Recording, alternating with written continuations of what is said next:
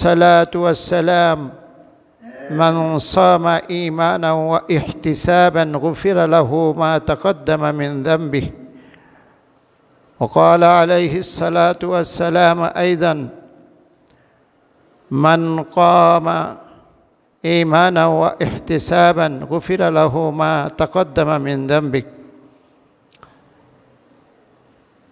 أعوذ بالله من الشيطان الرجيم بسم الله الرحمن الرحيم إن الله وملائكته يصلون على النبي يا أيها الذين آمنوا صلوا عليه وسلموا تسليما اللهم صل على محمد وعلى آل محمد كما صليت على إبراهيم وعلى آل إبراهيم إنك حميد مجيد اللهم بارك على محمد وعلى آل محمد كما باركت على إبراهيم وعلى آل إبراهيم إنك حميد مجيد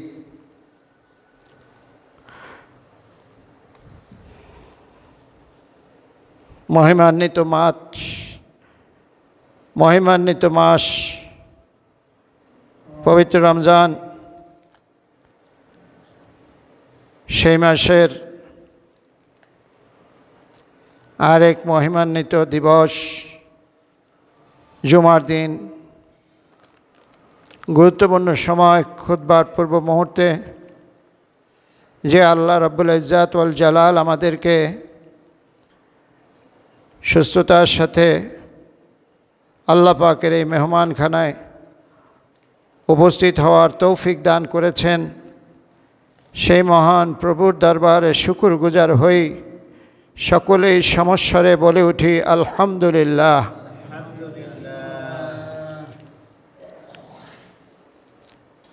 সম্মানিত হাজিরিন, আমি আপনাদের উদ্দেশ্যে মহাগ্রন্থ আল কোরআন থেকে অতি গুরুত্বপূর্ণ যা রমজান সংক্রান্ত বিষয়ে একটি আয়াতে কারিমা তেলাওয়াত করেছি।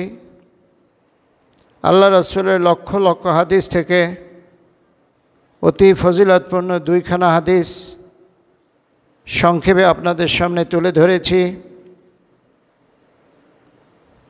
সুন্দর পবিত্রময় এই রমজানের পবিত্র দিনে আল্লাহ যদি মেহেরবানি করে আমাদের সামর্থ্য দান করেন তাহলে এই বিষয়ের উপর আমরা আলোচনা করার আশা রাখি। আল্লাহ তৌফিক দিলে আমরা শোনারও আশা রাখি। আল্লাহ রাব্বুল আলামিন বলছেন, শাহরু রমাদান আল্লাযী উনজিলা ফীহিল কুরআন, পবিত্র রমজান মাস যাতে কোরআন নাজিল হয়েছে, হুদাল লিন্নাস, মানুষের হেদায়েতের জন্য, ওয়াবায়িনাতিম মিনাল হুদা ওয়াল ফুরকান, সত্য মিথ্যা বাছাই করে পার্থক্য করে দেওয়ার জন্য, কোনটা হক কোনটা না হক, কোনটা সত্য কোনটা অসত্য, এই বিষয়ে বাছাই করে দেবে এই কোরআন। সেই উদ্দেশ্যে রমজান মাসে আমি এই কোরআন নাজিল করেছি। পৃথিবীতে দুই ধরনের আমরা যত প্রকার কাজই করি সেই কাজগুলিতে ভাগ করলে প্রধানত দুই ভাগ হয়।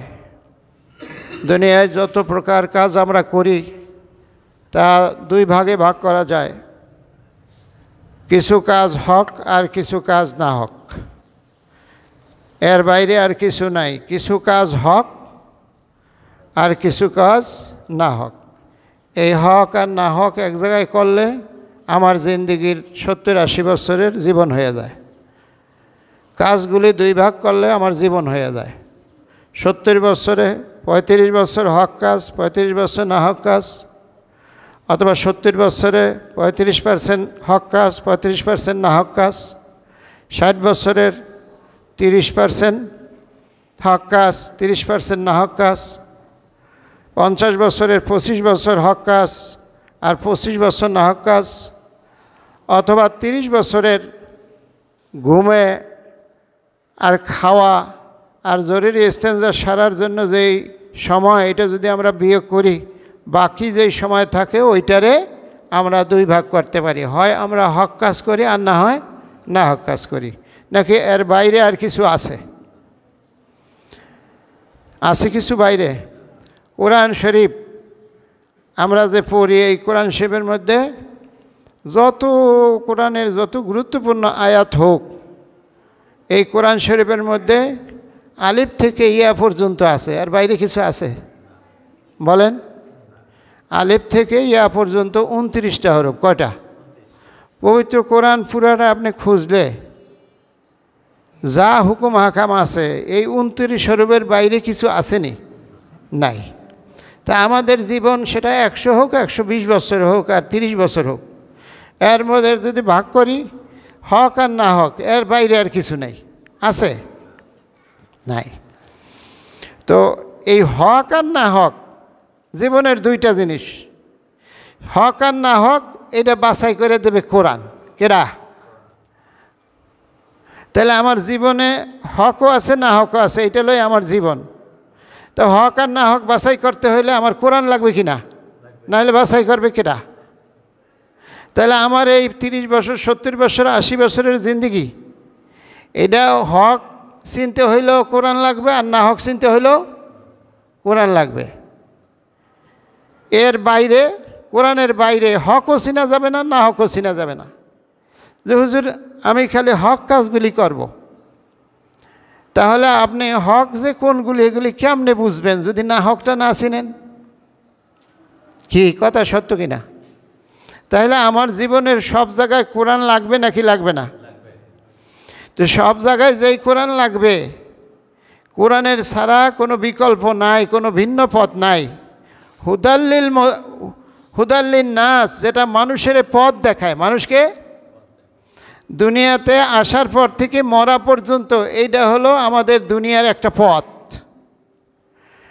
দুনিয়াতে আসা আর দুনিয়া থেকে যাওয়া, এর মধ্যে আমরা কি চলি? যারা সুস্থ মানুষ, পঙ্গু না, আর কি চলাচল করে নাকি করি না? আমরা করি।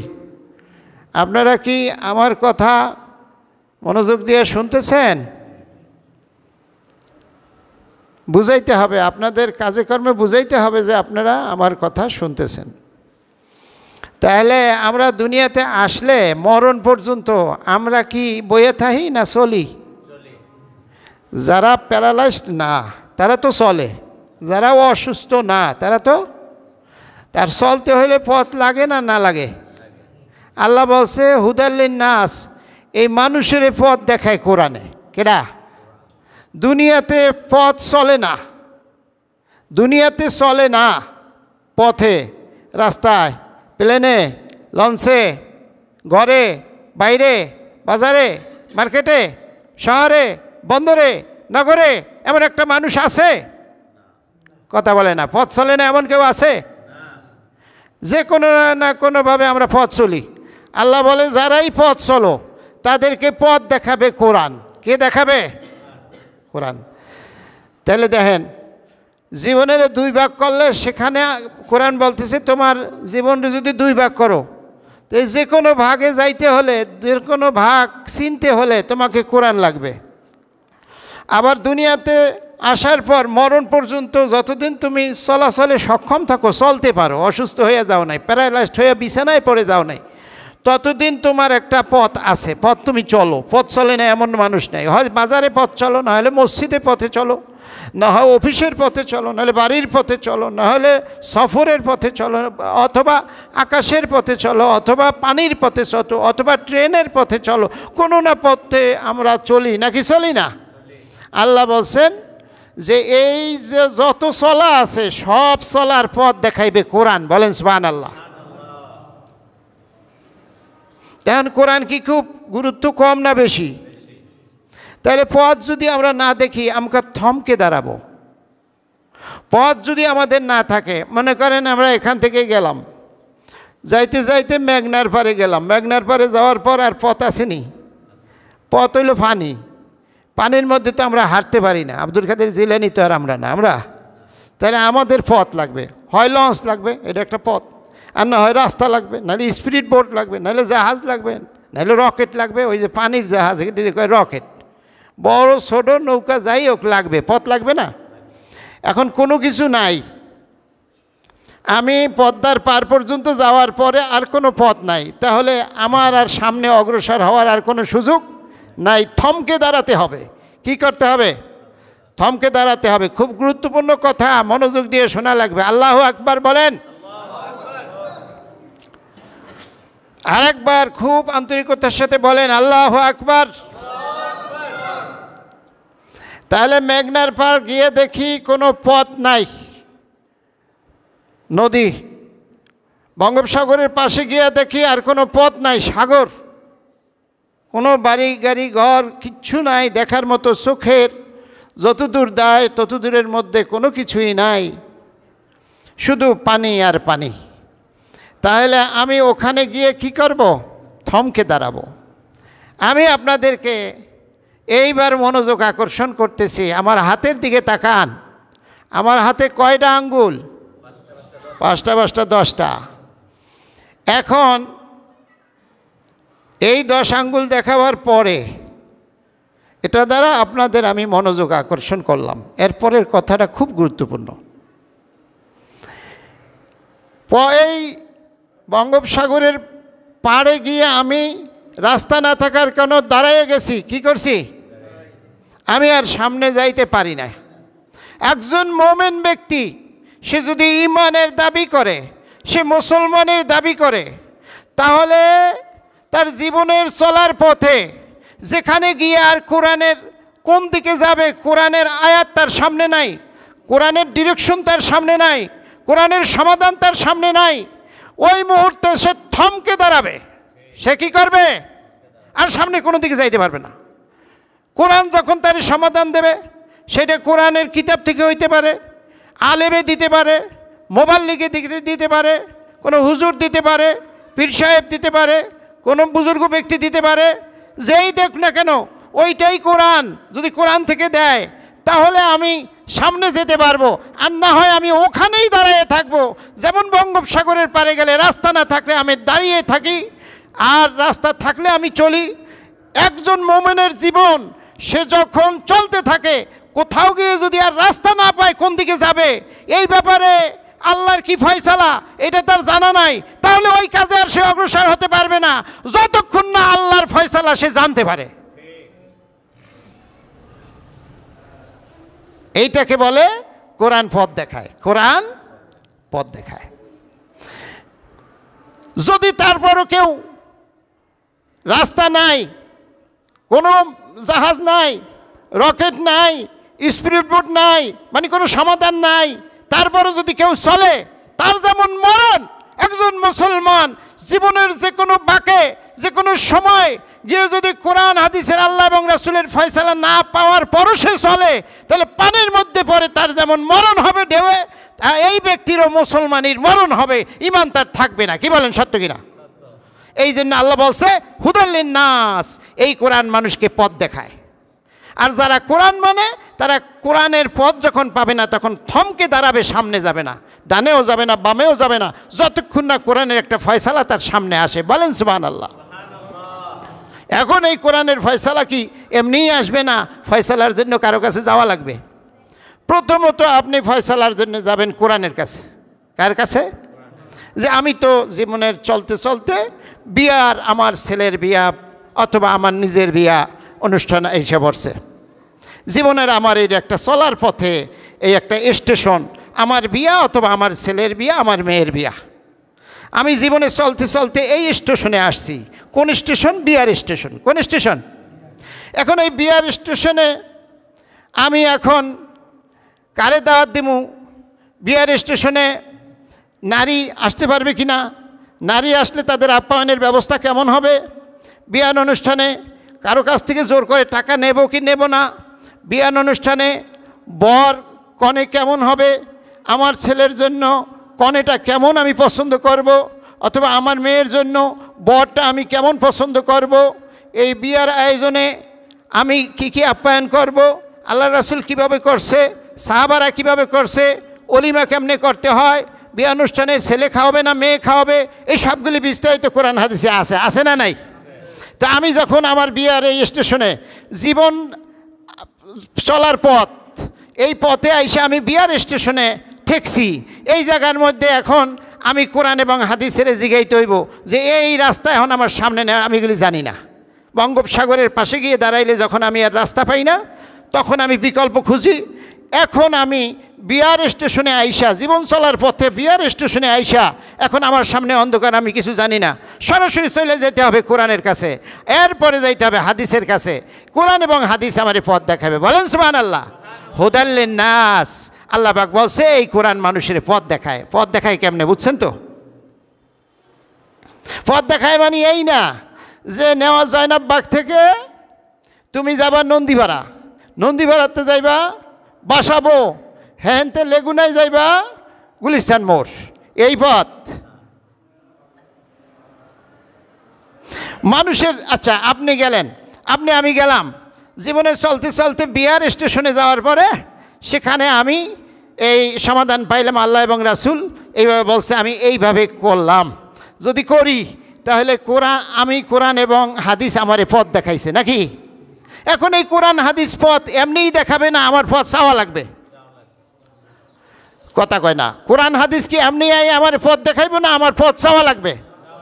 যে মুমিন ব্যক্তি যে ঈমান দাবি করছে তার চাওয়া লাগবে। কোরআন হাদিস নিজে আইসা পথ দেখায় না। আল্লাহ কাউকে হেদায়েত দেয় না যতক্ষণ না হেদায়েত চায়। বলেন সুবহানাল্লাহ। আল্লাহ কাউকে পথ দেখায় না যতক্ষণ না বান্দা হেদায়েতের আগ্রহ করে, হেদায়েত না চায়। তাহলে এই বিয়ার অনুষ্ঠানের স্টেশনে আইসা এই জায়গায় আমারে আল্লাহর কাছে রাসূলের কাছে পথ চাওয়া লাগবে নাকি চাওয়া লাগবে না? চাইতে হলে কোরআনের কাছে যাওয়া লাগবে, হাদিসের কাছে যাওয়া লাগবে। যদি আমি যাই তাই পথ চলায় আমি সক্ষম, পথ চলায় আমি বিজয়ী, আমি মুমিন হিসাবে টিকে গেছি। আর যদি আমি অন্ধের মতো চলতে থাকি তাহলে এটা কোরআনের বিপক্ষে চলে যাবে, আমার ঈমান হনর হয়ে যাবে। কোরআনকে অ্যাভয়েড করলাম, কোরআনকে আমার থেকে দূরে সরাই দিলাম, শয়তানকে আমার কাছে রাখলাম।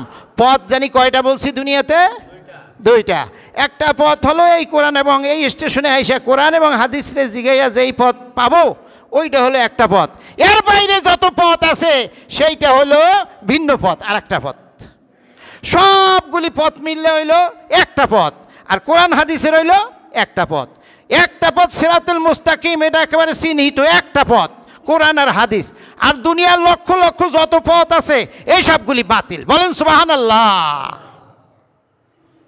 এখন আমরা এখানে যারা আছি, আমরা আমাদের নিজের বিয়া, ছেলের বিয়া, মেয়ের বিয়া, ভাইয়ের বিয়া, মামুর বিয়া, খালুর বিয়া, মামাতো ভাই, মামাতো বোন, অথবা আমাদের ভাই ভাতিজি, নিজের ভাই বোন বিয়া করাই নাই, বিয়ার অনুষ্ঠানে থাকি নাই, ম্যানেজমেন্টে যারা থাকছি, ন্যূনতম একটু কাজ করছি, আমারে ডাকছিল, কাদেরকে তারা একটু হাত উঠান।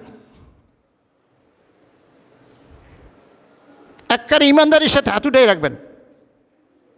ওয়াজ ফাঁকা খালি কয়ে যাবো, কারো শরীর উপরে পড়বো না, এই ওয়াজ দরকার নাই, নামেন। এখন আমাদের আমিও আছি, আমি কিন্তু হাত উঠাইছি। আমি এখন ইহতিসাব করি, মানসামা ঈমানাও ওয়া ইহতিসাবান। প্রথমেই আমি একখানা হাদিস বলছি। প্রথমে যে ব্যক্তি রোজা রাখবে ঈমান এবং ইহতিসাবের সাথে, কিসের সাথে? তার পিছনের গুনাহ সব আল্লাহ মাফ করে দেবে। শর্ত হইল দুইটা, ঈমান আর ইহতিসাব। ঈমান আর ইহতিসাব। আসেন, ঈমান আর ইহতিসাব কি আমরা একটু পর্যালোচনা করি। ঈমান তো হলো আমি যা কোরআন হাদিস থেকে বলবো বা কোরআন হাদিসে যা আছে এগুলি সব আমি মাইনে নিছি। সহজ কথায় আল্লাহ রাসূল সহ যা মানা দরকার 7টি বিষয় সহ সবগুলি আমি মানি, এটাই তো ঈমান নাকি? ইহতিসাব কি? ঈমান আমাদের আছে, ধরে নিলাম সবার ঈমান আছে, আমরা আল্লাহ মানি, রাসূল মানি, রোজা মানি, দেখেই তো রোজা রাখি, তারপর নামাজ পড়ি, সারা বছর না পড়লেও জুমার দিন পড়ি, অন্য দিনের জন্য আল্লাহর কাছে ক্ষমা চাই। আমরা নামাজি লোক, নামাজ বিশ্বাস করি, ঈমান আছে। ইহতিসাব কি? এই ঈমান লাগবে রোজার সাথে, আর লাগবে ইহতিসাব। আর লাগবে কি? এহতেসাব। আমার কথা কিন্তু খুব একটু পেশের কথা, সূক্ষ্ম কথা। আপনার ব্রেনটাকে এই অন্য দিনের মতো হালকা করে কইলে আমার কথা বুঝবেন না। জোরে আল্লাহু আকবার কোন তো।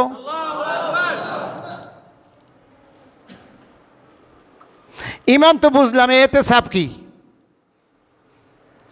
এহতেসাবের কথা আমি এখন বলতেছি, এটা বুঝাবার জন্য হাত উঠাইছি।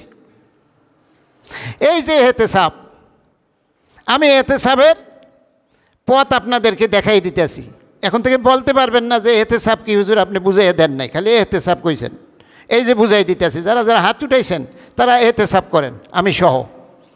যে এই বিয়ের অনুষ্ঠানগুলিতে যত অনুষ্ঠান আমরা কইরা আসছি, সবগুলি অনুষ্ঠানে আল্লাহ এবং তার রাসূলের কি ফরমান ছিল, আমরা কি সেই ফরমান মানছি কি মানি নাই? যদি না মাইনা থাকি তাহলে আমরা এখন থেকে মানব। এটা আমাদের ঠিক হয় নাই, আগে স্বীকার করা যে আমার এটা ঠিক হয় নাই। এই বিয়ের অনুষ্ঠানের সময় আদ্যপান্ত জরুরি জিনিসগুলি, এগুলি কোরআন হাদিস থেকে আমার জানা দরকার ছিল, এগুলি আমি জানি নাই। এখন থেকে আমি জানব। আমি রোজা রাখলাম, কারণ এই জন্য রোজা কি আমাদেরকে শিক্ষা দেয়, এহতেসাবের সাথে এই রোজার শিক্ষার সম্পর্কটা আবার আমি এখানে একটু বলতেছি। লক্ষ্য করেন, রোজা আমাদেরকে শিক্ষা দেয় পৃথিবীর কেউ না দেখুক, আল্লাহ দেখেন। তুমি পুরান টাউনে গিয়া খাও কি খাও না, দুনিয়ার কেউ না দেখলেও আল্লাহ অবশ্যই দেখেন। এই কারণেই তো আমরা খাই না, নাকি? নাহলে তো আমরা রোজার ভান কইরা এখানে এসে মুখটুক মুইসা যাই হোক ধুলাবালু মিলাইয়া কয়ে দিতে পারতাম যে আমি রোজাদার। কিন্তু আমরা কি এই কাজ করি? আমরা করি না। কেন করি না? অনুভূতিটা কি, বিশ্বাসটা কি? বিশ্বাস হলো এই, দুনিয়ার কেউ না দেখলেও, পুরান টাউন না, একেবারে ওয়াশিংটনেও যদি আমি থাকি, বাংলাদেশি কেউ জানার কথা না আমি খাইছি না না খাইছি। চেহারা সুরাতে এমন কালো আকৃতি ধারণ করব, লোকেরা মনে করবে এটা 1 নম্বর রোজাদার। এটা করা সম্ভব, কিন্তু আমরা কি এটা করি? এটা করি না। করি না এই জন্য যে আমাদের বিশ্বাস তৈরি হয় কেউ না দেখলেও আল্লাহ দেখেন। কে দেখেন? এই কেউ না দেখলেও আল্লাহ দেখেন, এই বিশ্বাস আমাদের মধ্যে ঢুকাবার জন্য রোজা আসছে। বলেন সুবহানাল্লাহ। এইটাকে বলা হয় তাকওয়া। এটাকে কি বলা হয়?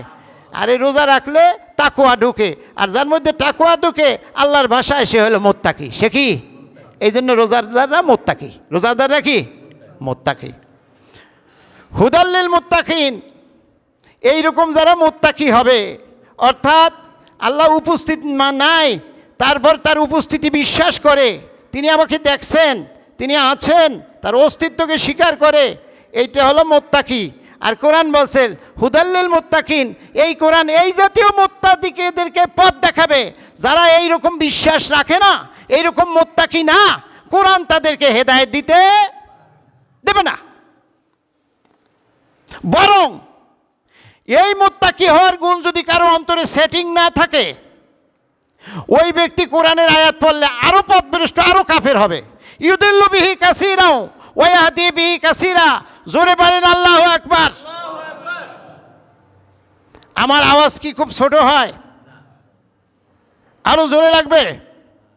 আরো জোরে বলবো? বলা তো দরকারই, 2-3 জনের পরে ঘুমায়। আমার এত চিল্লাচিল্লির পরে যখন ঘুমায়, আওয়াজটা আরো জোরেই দেওয়া লাগবে। এটা গতানুগতিক অন্য অন্য ওয়াজের মতো আজকে কোনো ওয়াজ না, গুরুত্বপূর্ণ ওয়াজ। যার মধ্যে আল্লাহরে না দেখা, আল্লাহ আছেন, আল্লাহ আমারে দেখেন, এরপরও আমি দূর দূরান্তে কোনো কুঠুরির মধ্যে, কোনো আবদ্ধ জায়গার মধ্যে আমি খাই না, এই বিশ্বাস রোজায় তৈরি করে দিল। তার মানে তাকওয়া তৈরি করে দিল। এই বিশ্বাসকে বলে তাকওয়া। এই তাকওয়া যার মধ্যে আছে সে হলো মুত্তাকি। এই বিশ্বাসটা যেই রোজাদারের তৈরি হয় সে হলো মুত্তাকি। সেই রোজাদার কি? আল্লাহ বলছেন এইরকম মুত্তাকির এই কোরআন পথ দেখায়। মুত্তাকি না হইলে তার কোরআন পথ দেখায় তো নাই। অন্য আয়াতে আল্লাহ বলতেছে ইউদিল্লু বিহি কাসীরা ওয়া ইয়াহদি বিহি কাসীরা।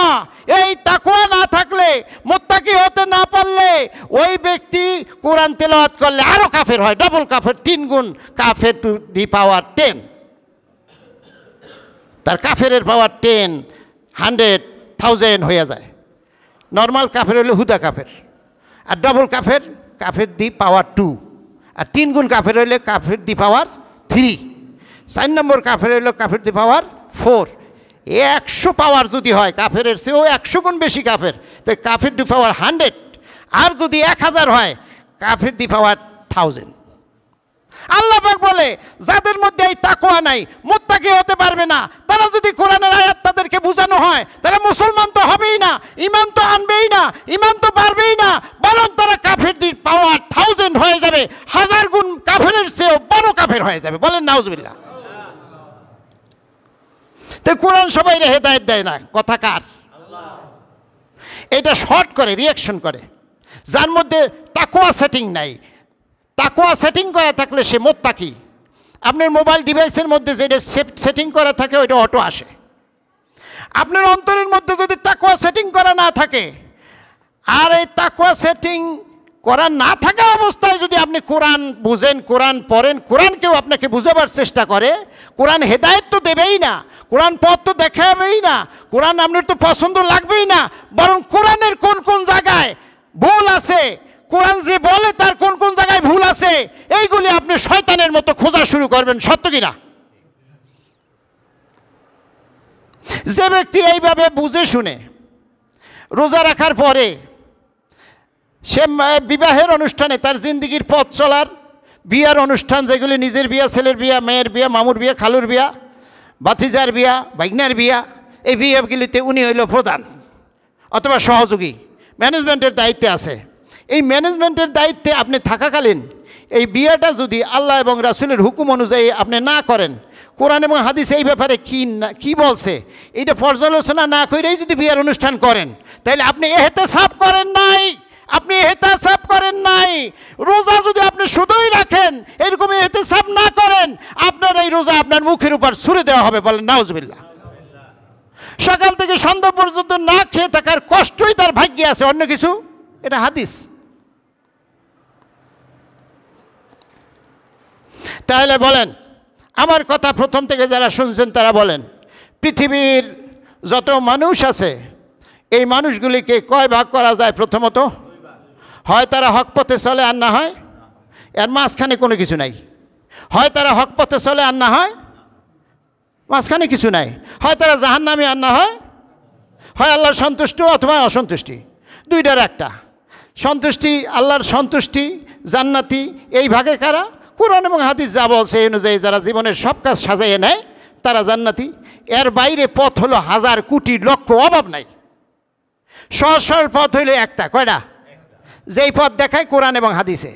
আর সরল সিরাতুল মুস্তাকিমের বাইরে অসত্য, অসততা, অন্যায়, শয়তানি যত পথ আছে এর অভাব নাই। ওই একটা পথ হলো সিরাতুল মুস্তাকিম, সেটা কোরআন এবং হাদিস। এটার বাইরে যা পথ আছে সবগুলি হলো শয়তানের পথ। কিসের পথ? সাবিলুশ শয়তান, শয়তানের পথ। আর কোরআন এবং হাদিস এইটা হলো সাবিলিল্লাহ, আল্লাহর পথ। কার পথ? তা আমরা কোন পথে থাকবো? সাবিলিল্লাহ না সাবিলিশ শয়তান? সাবিলিল্লাহ, আল্লাহর পথ। আর সাবিলিশ শয়তান মানে শয়তানের পথ। আচ্ছা, আমার কথা যদি বুঝে থাকেন তাহলে বলেন, সাবিলিল্লাহ, আল্লাহর পথ কয়টা? আল্লাহর পথ কয়টা? এটা আরবিতে বলে ওই যে আলহামদুলিল্লাহ সিরাতুল মুস্তাকিম। এই পথের নাম কি? সরল সঠিক পথ একটা। আর এই পথের দিশা দেয় কোরআন এবং হাদিস। কোরআন হাদিস দুইটা একই জিনিস। কোরআন সরাসরি আল্লাহর বাণী, রাসূল এই কোরআনের ব্যাখ্যা দিছে, ওটাও আল্লাহ পাকেরই নির্দেশ। অর্থাৎ এক জায়গা থেকে একই নির্দেশনা দুইভাবে আসছে, জিনিস একই, পথ একটা। পথ কয়টা? একটা। এর বাইরে পৃথিবীতে, কোরআন হাদিসের বাইরে পৃথিবীতে পথ হাঁটে হাজারো লাখ। এই সবগুলি পথ হলো অসততার, অন্যায়, অসন্তুষ্টির, জাহান্নামে। আমরা কি ওই পথে না সেই পথে? আমরা কি সোজা পথে না এর বাইরের গুলিতে? যদি সোজা পথে থাকতে চাই তাহলে আমার জীবনের ওই যে বিয়ার স্টেশনে আইসা কোরআন এবং হাদিসের কাছে আসতে হবে। যদি না আসি তাহলে আমাদের পরিণতি কি? আর এক আয়াতে আল্লাহ বলছে, আমি আয়াত বললাম না, অর্থ বলে দেই, সময় শেষ হয়ে যাবে। সেটা হলো ফাইন তানাজাতুম ফি শাইইন, যখন তোমাদের মধ্যে কোনো জিনিস নিয়ে বিতর্ক হয়, দ্বিমত হয়, হ্যাঁ, তর্ক বিতর্ক হয়, তুমি বলতেছো একটা, আরেকজনে বলতেছে আর একটা। বিয়ের অনুষ্ঠান যেই আমি বললাম সেটা কি এইভাবে হবে না ওইভাবে হবে? কোরআনের কাছে আসার পরে, এই কোরআনে আসার আগে কোনভাবে হবে? এক মুসলমানকে এইভাবে করলে ভালো, আর এক মুসলমান করলে এইভাবে ভালো, দুই মুসলমানের মধ্যে লাগছে। তখন আল্লাহ পরামর্শ দিতেছে, তখন তোমরা ফালুদ্দুহু ইলাল্লাহি ওয়া রাসূল, যখন এই তোমাদের মধ্যে ডিবেট হয়, গ্রুপিং হয়ে যায়, দ্বিমত সৃষ্টি হয়, মতনৈক্য হয়, তখন সোজা চলে যাও কোরআন আর হাদিসের কাছে। কার কাছে? ফারুদ্দু ইলাল্লাহি ওয়া রাসূল। ইলাল্লাহ মানে আল্লাহর কাছে যাও, আর রসুল মানে হাদিসের কাছে। আল্লাহর কাছে যাও মানে কোরআনের কাছে যাও, আর রসুলের কাছে যাও মানে হাদিসের কাছে যাও। তাহলে আমাদের জীবনে কোনো বিষয় নিয়ে দ্বিমত হয় কি হয় না? মতভিন্নতা হয় কি হয় না? তখন আমাদের দায়িত্ব কি? আমাদের দায়িত্ব হলো সরাসরি কোরআন এবং হাদিসের কাছে আসা। যদি আমি জিন্দেগিতে কোনো দ্বিমত নিয়ে কোরআন এবং হাদিসের কাছে আসতে না পারি, তাহলে রোজার মাসে কোরআন নাজিল হয়েছে, তাহলে আমার কি? আমি তো ওটা মানিই না, ওটার কাছে আমি যাই না। এটার তারাবিতে শুনলেই কি, আর ভালো কণ্ঠওয়ালা হাফেজ দিয়ে শুনলেই কি, আর হাজার হাজার টাকা তারা হাদিয়া দিলেই কি? আমার ওখানে কি? আমার তো কোনো অংশ নাই। আমি তো আর কোনো কেয়ারই করি না। আমার জিন্দগির কোনো জায়গায় তো ওটাকে আমি ধরেই না, গণাই নাই না, ওটা দিয়ে তো আমি কোনো ফয়সালাই নাই না। তাহলে ওই কোরআন আমার এখানে শুনে লাভ কি? বরং আলো একটা মুনাফিকি আচরণ। এটা হলে এই যে আমি জিন্দগিতে কাজ করি একরকম, আর মসজিদে এসে হুজুরে যেটা হুনা সেটার অর্থ আবার আর এক রকম।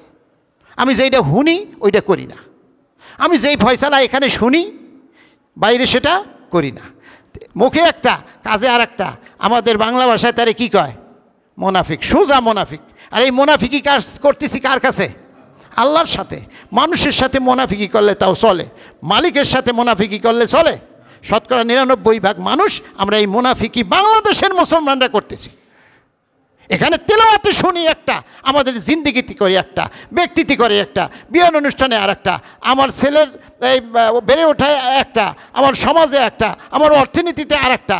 এখানে শুনি আহাল্লাহুল ভাইয়া ও হারামার রেবা, ইমাম সাহেব তেলাওয়াত করে, হাফেজ সাহেব তেলাওয়াত করে, কি সুমধুর কণ্ঠস্বর। 10 লক্ষ টাকা তারা হাদিয়া দিয়া হাফেজ সাহেব রাখছে বাংলাদেশের মধ্যে। হাফেজ রায়হান সবচেয়ে ভালো হাফেজ সাহেব, সে আইসা এখানে তেলাওয়াত করে। যখন বলে আহাল্লাহুল ভাইয়া ও হারামার রেবা, তোমাদের উপর সুদ হারাম করা হয়েছে, ব্যবসাকে হালাল করা হয়েছে। যেই ব্যক্তি সুদ তখনও খায়, সুদের মধ্যে ডুবে রয়েছে, হে ইমাম সাহেবের পিছনেই দাঁড়ানো, তার চোখ দিয়ে পানি ভরতেছে। কি ভরতেছে? তারে কিন্তু বকা দিতে আছে এই হাফেজ সাহেব, যে তুমি সুদ খাও, আল্লাহ এটা হারাম করছে, এই আকাম কেন তুমি করো? এই হাজি সাহেব তারে বকতেছে, আর হাজি সাহেব কাঁদতেছে। মানে খুব লাগছে তার, অর্থাৎ না বুঝা কান্দে। কি বুঝা কান্দে? না বুঝা কান্দে। আমাদের জাতির এই অবস্থা। যা এখানে বলা হয় সব আমরা তার উল্টাটা করি। এই কথাকে আমি 1 ইঞ্চিও বাড়াইয়া বলছি না, সত্য বলছি। যদি সত্য বইলা থাকি, তাকবীরটা এমন জোরে দেবেন আল্লাহ যেন খুশি হয়ে যায়। নারায়ে তাকবীর। আর যারা তাকবীর দেন নাই, আল্লাহর এই কোরআনের সাথে গাদ্দারি করছেন, তারা এইবার দেবেন। প্রথমবার দিতে পারেন নাই যারা, এই জবানের হক আছে। এত বড় একটা সত্য কথা বলার পর আপনার মুখ দিয়ে কেন কথা আসবে না? আপনি যত বড় হেরা মলা হন না কেন, এইবার আপনি দেবেন, নাইলে খবর আছে। নারায়ে তাকবীর।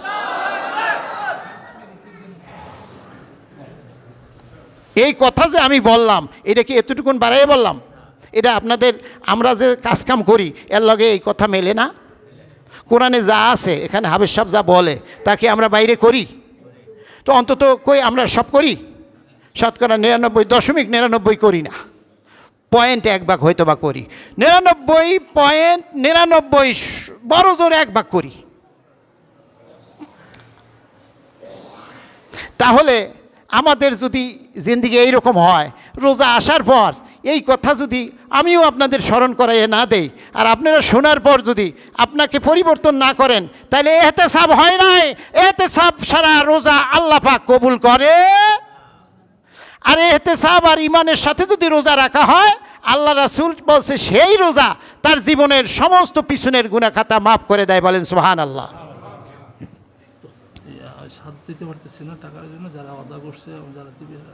আচ্ছা আচ্ছা, হ্যাঁ। কোন ক্লাস হয় কয়টায়? আসরের পর। আচ্ছা, আজকে জুমার। আচ্ছা, ঠিক আছে। তো কোরআন ক্লাসের খবরটা আগে দেই। কোরআন ক্লাস আগে তো কোরআন শেখা দরকার, কোরআন বুঝে পড়া দরকার। প্রথম কথা হলো কোরআন বুঝে করা দরকার। তো বুঝে পড়ার জন্য আগে তো তেলাওয়াত দরকার। তেলাওয়াতে যদি না জানে তাহলে তো দুর্বলতা প্রথমেই রয়ে গেল। এই ক খ গ গ হয় না জানলে অন্য বই কি পড়তে পারবে? তাহলে এই জন্য কোরআন আগে তেলাওয়াত শুদ্ধভাবে শেখা দরকার। এই জন্য তেলাওয়াত হয়, আলহামদুলিল্লাহ ভালো একটি কাজ। আসরের ভয় হয়, আজকে জুমায় হলো, এই জুমার পর ইনশাআল্লাহ আমরা আমাদের সাধ্য অনুযায়ী চেষ্টা করবো। এটার খুব গুরুত্ব দেওয়া দরকার। কোরআন নাজিলের মাস, এই কোরআনের সাথে সম্পর্ক আগে যদি নাও রাখি আজকে থেকে রাখা দরকার। আল্লাহ কবুল করে সবাই বলে আমিন। 2 নম্বর হলো এই গুরুত্বপূর্ণ কথা আমরা যা বললাম, ঈমান ও ইহতিসাব আসে। আমার জীবনের একটা স্টেশন হলো, আমার যতগুলি জীবনে চলার পথ আছে তার একটা হলো অর্থনৈতিক পথ। ওই যে আমি বললাম অর্থনীতি, টাকা পয়সা, ধন সম্পদ, বাড়ি গাড়ি, এগুলি আমার জীবনের অনেক স্টেশন। স্টেশনের মধ্যে একটা স্টেশনের নাম হলো অর্থনীতি, সম্পদ।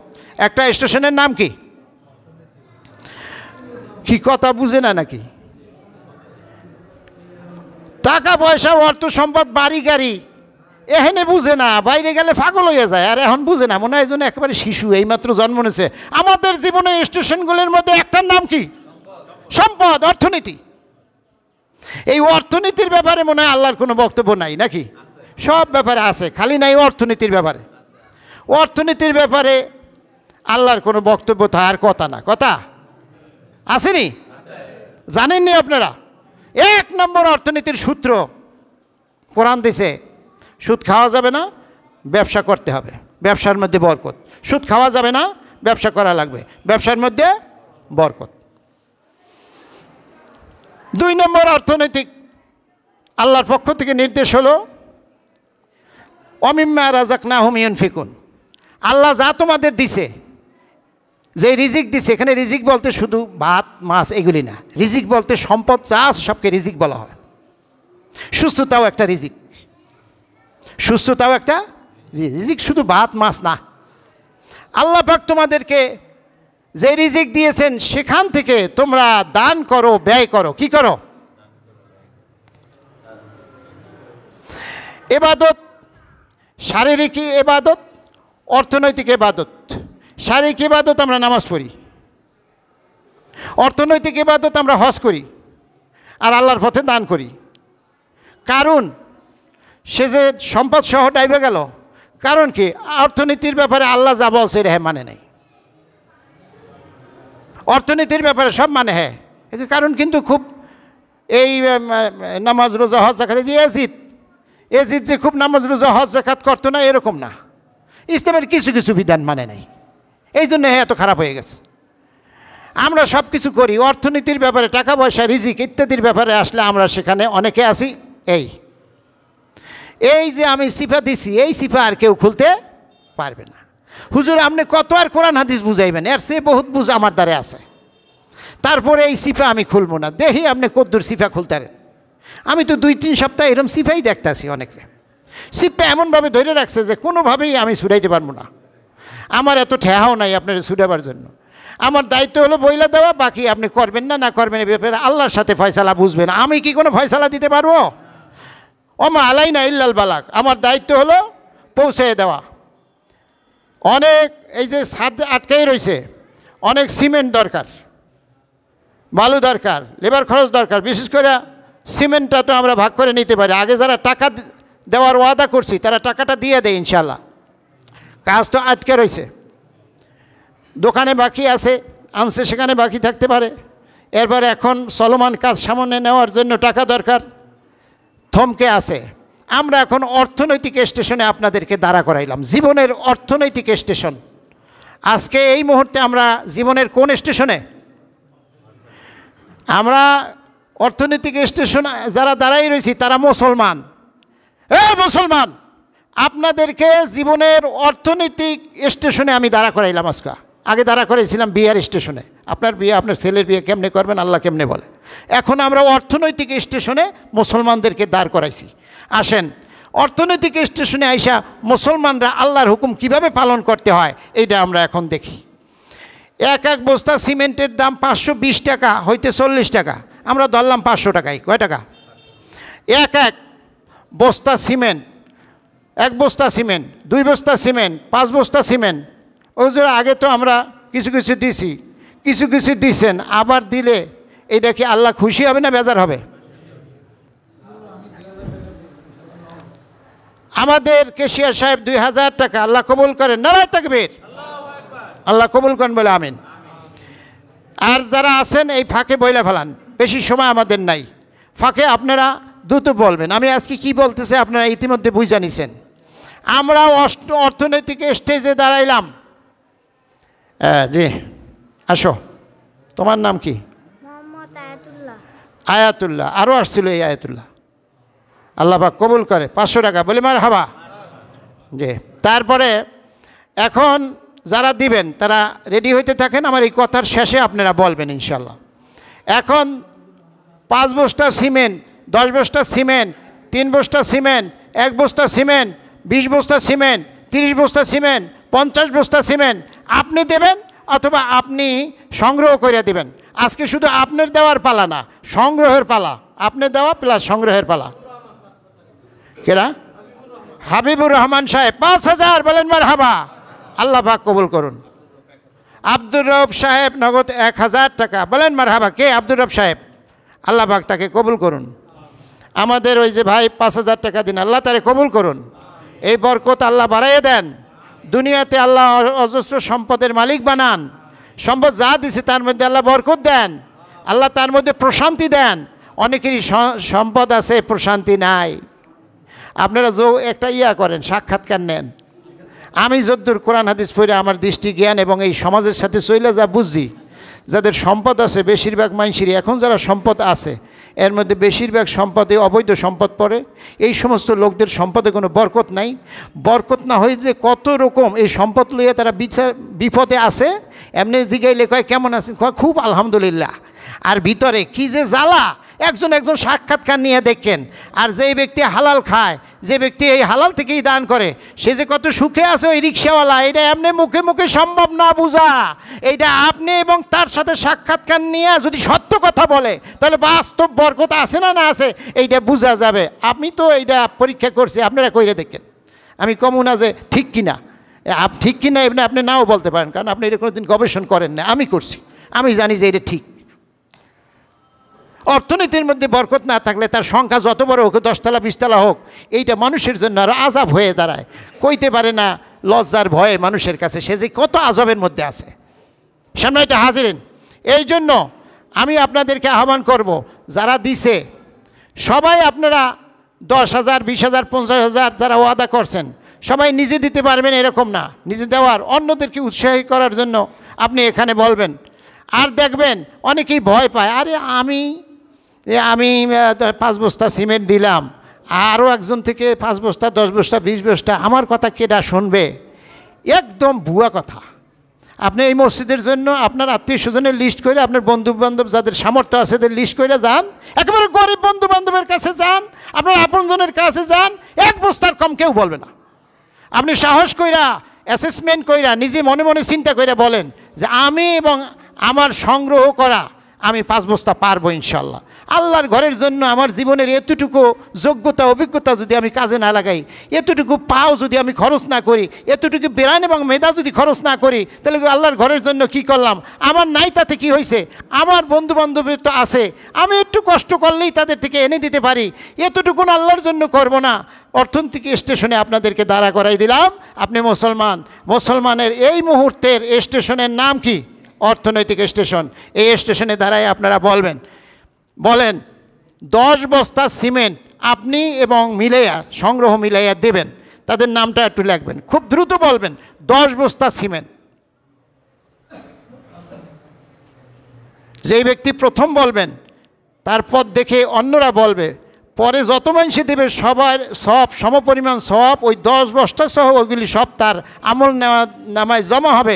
বলেছেন মোহাম্মদুর রাসূলুল্লাহ। আর নবীরা আল্লাহর নির্দেশ ছাড়া কোনো কথা বলে না। বলেন এই প্রথম নেক কাজটা করে পথ দেখাবেন কে?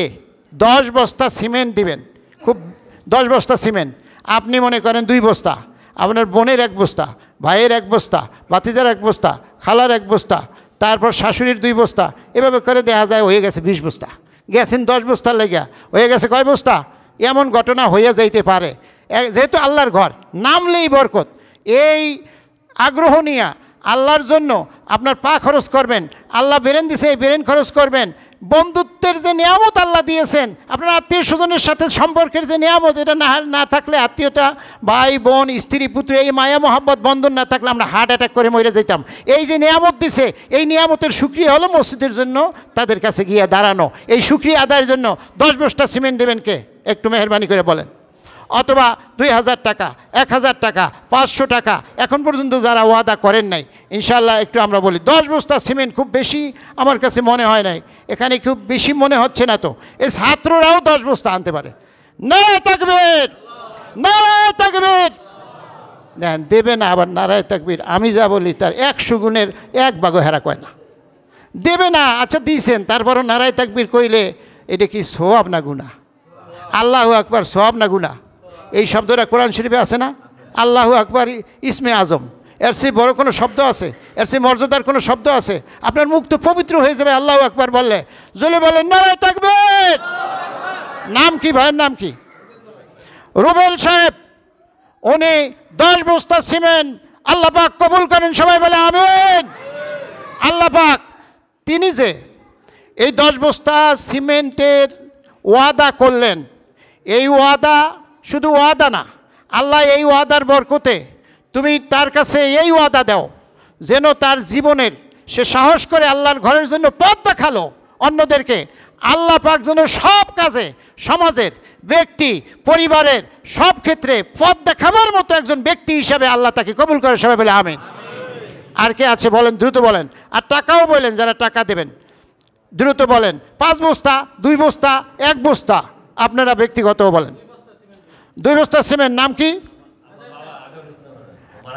হ্যাঁ, আপনার নাম, আপনার বাবার নাম কি? মরহুম আজহারুল ইসলাম সাহেবের ছেলে, তার বাবার নামে 2 বস্তা সিমেন্ট। বলেন মারহাবা। ভাইয়া আপনার নাম কি? মোহাম্মদ আলম সাহেব। 1 বস্তা সিমেন্ট। আল্লাহ কবুল করে, সবাই বলে আমিন। আল্লাহ তুমি কবুল করো, দুনিয়াতে দেওয়ার মতো আরও তৌফিক দাও, পরকালে পুরাপুরি তুমি এর ফজিলাত দাও। ভাইয়া আপনার নাম কি? মোহাম্মদ আলম সাহেব। আমার পরিচিত মানুষ, মহব্বতের মানুষ, জনাব আলম সাহেব। 2 বস্তা সিমেন্ট। আল্লাহ কবুল করে, সবাই বলে আমিন। জি, 1 বস্তা সিমেন্ট। আপনার নাম কি? আপনার আব্বার নাম কি? মাশাআল্লাহ। 1 বস্তা সিমেন্ট। আল্লাহ কবুল করে, সবাই বলে আমিন। দ্রুত বলেন, এটা কঠিন কাজ না। শাহিন সাহেব কই? শাহিন সাহেব। হ্যাঁ, 1 বস্তা সিমেন্ট। আর কে বলেন? ছেলে আর মায়ের নামে রফিক মিয়া, যুবক মানুষ। এই ছাত্ররাও 1 বস্তা বলতে পারেন। ছাত্ররা 1 বস্তা বললে আপনারা 5 বস্তা পেয়ে যাবেন যদি ময়দানে নামেন। এলে আপনার ছোট মানুষ আপনাদেরকে ভালোবাসে, ফুবু ভালোবাসে, খালায় ভালোবাসে, যাই যদি বলেন আমার মসজিদের জন্য 1 বস্তা দেবেন, এমন কোনো ছাত্র নাই। এই 2 বস্তা রফিক সাহেব। জি ভাইয়া নাম কি? জি আসিফ সাহেব। 2 বস্তা। নারায়ে তাকবীর। আল্লাহ পাক কবুল করে, সবাই বলে আমিন। ভাই এই যে বস্তা, অন্তত 100 বস্তা হয়ে যাওয়ার কথা, না হলে তো আগানো যাবে না। খুব দ্রুত 5, 10, 2, 1, 3, একটু আমরা সবাই বলি, এটি হিম্মত করি, একটু পরীক্ষা করেন যে আল্লাহর ঘরের জন্য নিয়ত করে হিম্মত করলে আল্লাহ কত বরকত দেয়। আপনি যাবেন 2 বস্তার জন্য, হয়ে যাবে 5 বস্তা আশা করি ইনশাআল্লাহ। মানুষের আগ্রহ দেখবেন, আপনারা আরও আপ্যায়ন করবে যে একটু ইফতার খায়েন, আসছেন আল্লাহর ঘরের জন্য, একটু আপ্যায়ন করবে, একটু মহাব্বত করবে আল্লাহর ঘরের জন্য গেলে। আর কে আছেন বলেন? ছাত্ররা যারা আছেন, যারা ইনকাম করেন না, তারা 1 বস্তা বলেন। অথবা যারা একবার দিচ্ছেন আবার দেওয়ার